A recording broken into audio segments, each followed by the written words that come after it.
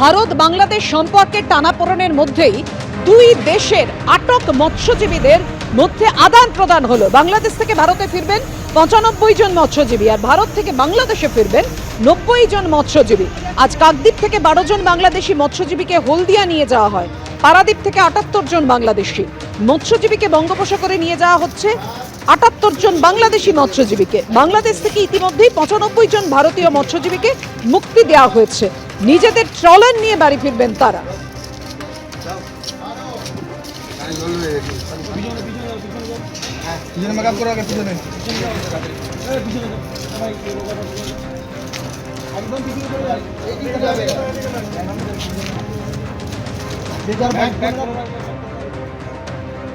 ওদের যে বাংলাদেশের যে ৯০ জন আমাদের ভারতীয় এলাকায় যে বিভিন্ন স্থানের যে তারা গ্রেপ্তার ছিল, বাংলাদেশ সরকারের কাছে আমাদের যে ৯৫ জন রয়েছে ট্রলার সহ, এদের যেমন ট্রলার সহ এদেরকে নিয়ে যাওয়া হচ্ছে, তেমনি ট্রলার সহ সেই ৯৫ জন মৎস্যজীবীকে এরা এদের বাংলাদেশের যে জলসীমানা তার জায়গায় উপস্থিত করবেন।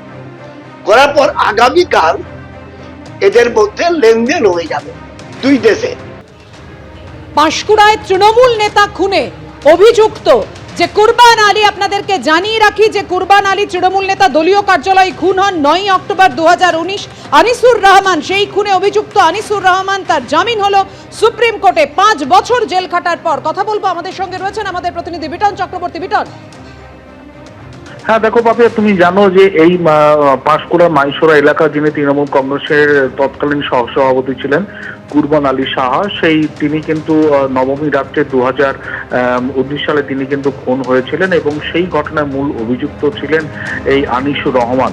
এবং দীর্ঘদিন ধরে আনিসুর রহমান জেলবন্দি অবস্থাতে ছিল। নিম্ন আদালত কলকাতা হাইকোর্ট থেকে তার বারংবার জামিনের আবেদন করা হলো, সেই জামিন আবেদন নাকচ হয়ে যায়। অবশেষে সুপ্রিম কোর্টের নির্দেশে তিনি শর্ত সাপেক্ষে কিন্তু জামিন পেয়েছেন। আনিসুর রহমানের জামিন পেলেও তিনি কিন্তু এই মুহূর্তে যে শর্ত রয়েছে সুপ্রিম কোর্টে, তিনি পূর্ব মেদিনীপুরে ঢুকতে পারবেন না, যেহেতু মামলাটি কলকাতা যে নগর দায়রা আদালতে চলছে সেই কলকাতাতেই তাকে থাকতে হবে এবং স্থানীয় যে থানা রয়েছে তিনি যে এলাকাতে থাকবেন সেই স্থানীয় থানা এলাকাতে তাকে প্রত্যেকদিন হাজিরা দিতে হবে।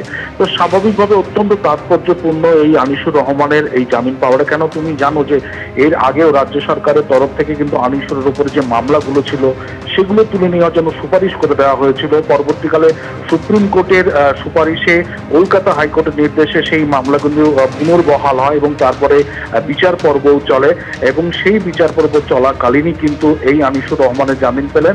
আর আনিসুর রহমানের এই জামিন পাওয়াকে কেন্দ্র করে কিন্তু রাজনৈতিক তৎপরতা একেবারে চূড়ান্ত শুরু হয়েছে পূর্ব মেদিনীপুর জেলা জুড়ে।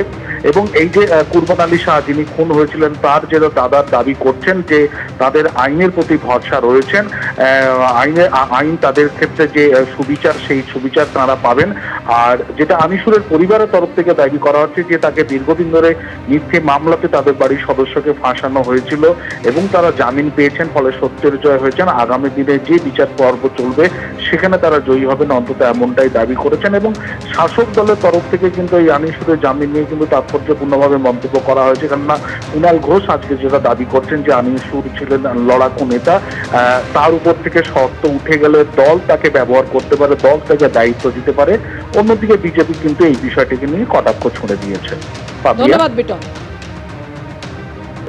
একেবারে আইনের পথে, তো আইনের পথে জামিন এবং তাকে নানাভাবে ফাঁসিয়ে দেওয়া হয়েছিল, জড়িয়ে দেওয়া হয়েছিল, কারোর রাজনৈতিক প্রতিপক্ষ হয়ে উঠছিলেন বলে তাকে ফাঁসিয়ে দেওয়া হয়েছিল বলে অভিযোগ আছে। এবং সেখানে আইনের বেড়াজাল কাটিয়ে আইনি পথেই আদালতের রায় জামিন পেয়েছেন আনিসুর। তো জামিনের দু একটা শর্ত আছে, সে ঠিক আছে, সেগুলো সব আইনের ব্যাপার, কিন্তু আনিসুর আবার অ্যাক্টিভলি নিশ্চিতভাবে মানুষের কাজ করবেন, মানুষের সঙ্গে থাকবেন, তো ভালো কথা।